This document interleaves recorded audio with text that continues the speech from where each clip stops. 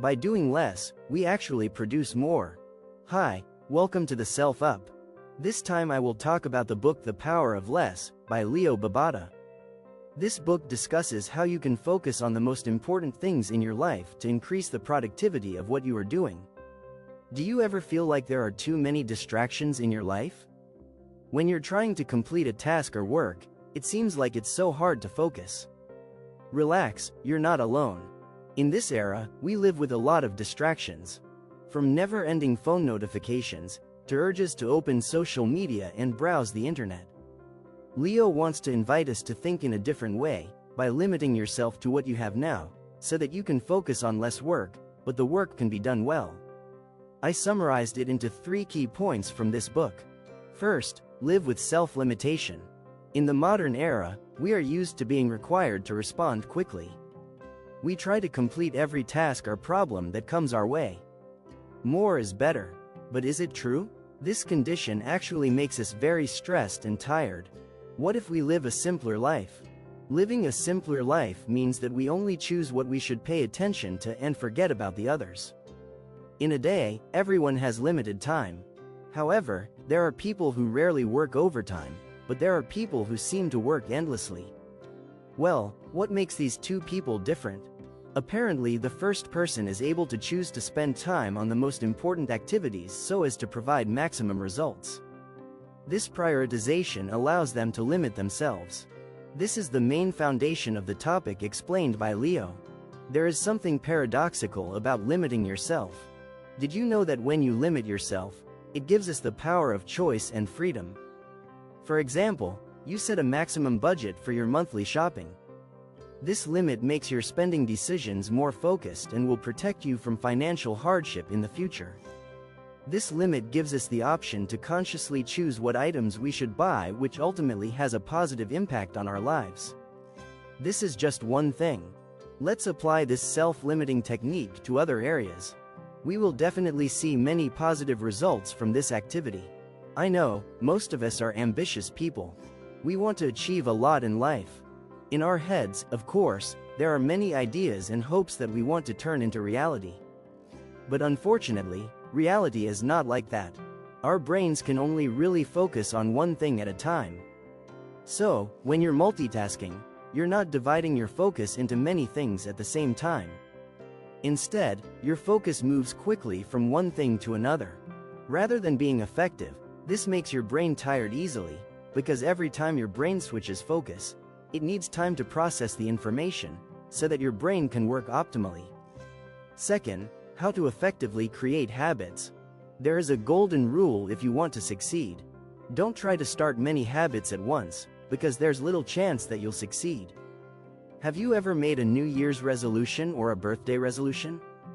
You made a commitment that your life should change completely, from living a healthy lifestyle, reading books regularly, learning new skills, going to the gym, and more.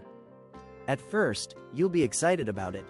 But a few weeks in, you realize that people are hard to change. And eventually, you go back to your old bad habits.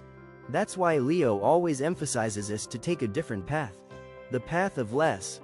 He advises us to start by practicing one habit at a time. Before you know it, within a year you'll be way ahead of the game. There is a main reason why we are not advised to start many habits at once. When we do start, we need willpower. However, this energy is very limited and we can't always rely on it. That's why it's hard for people to change their bad habits. Another tip for starting a new habit is to start with the easiest activity. For example, you want to start doing push-ups regularly. Start by doing one push-up every day. Make it as easy as possible, so that you can't fail to do it.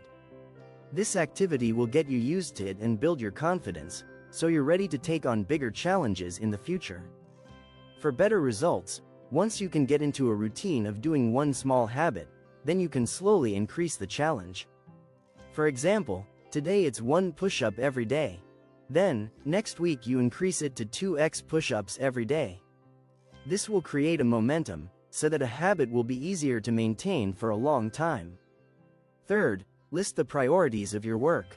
Everyone has limited time, but the duration of a task or project varies.